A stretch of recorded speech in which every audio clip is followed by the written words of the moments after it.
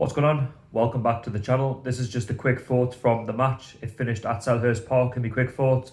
Crystal Palace 1, Newcastle United 0. And I have to say, Crystal Palace, they deserved to win the game. They were by far the better side. A great free kick on half-time by our former player, Van Aanholt.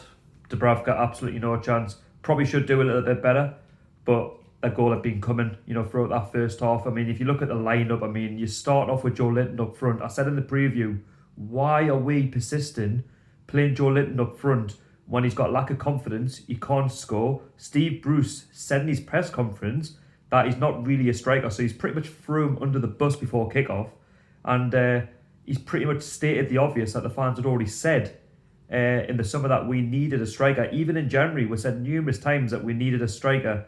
And Joe Linton, for me, he's just not what we need. He's not really a number 9, and he doesn't really burst a gut.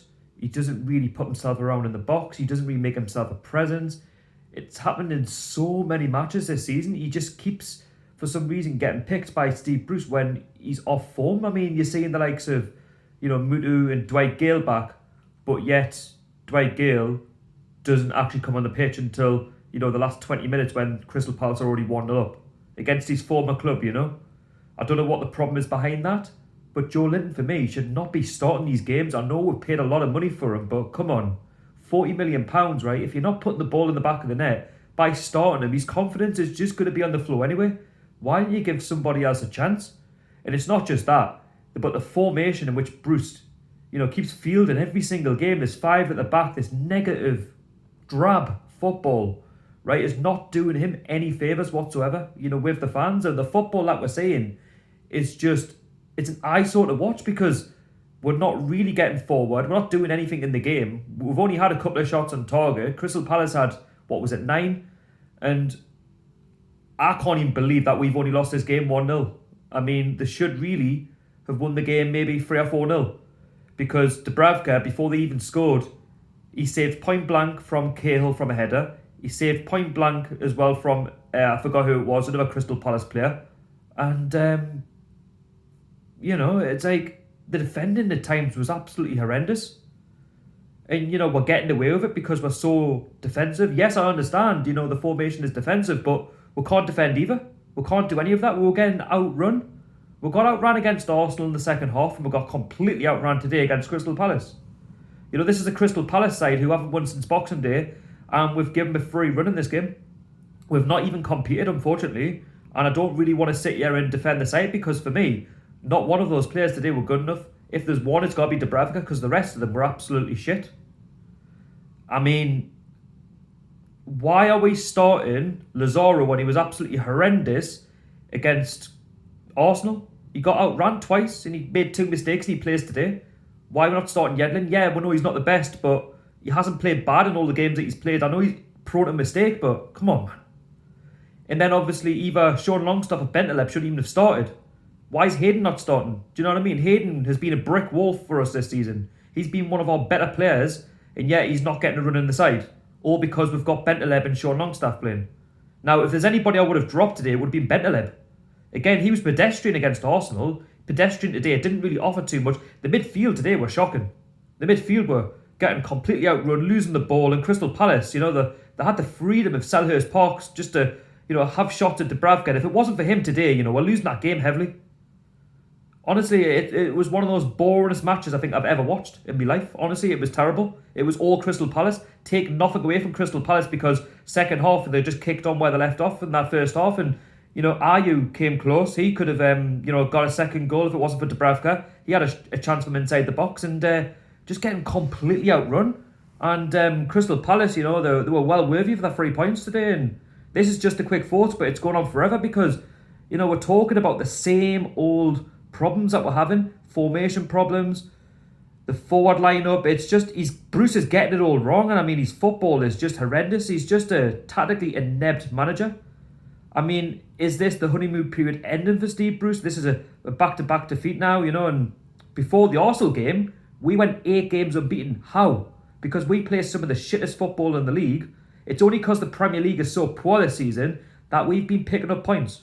Because other than that, we are absolutely horrendous. We're second best in this league. We're second best in this match all over the pitch. And, Steve Bruce, he needs to change it, because I'm not saying necessarily Steve Bruce should leave because we've got 31 points on the board. But today there was a chance to, come away with at least a point. I did go for a 2-1, being optimistic. But the minute I seen Joe Linton starting, I thought, do you know what? I'll take a draw right now. And do you know what it is?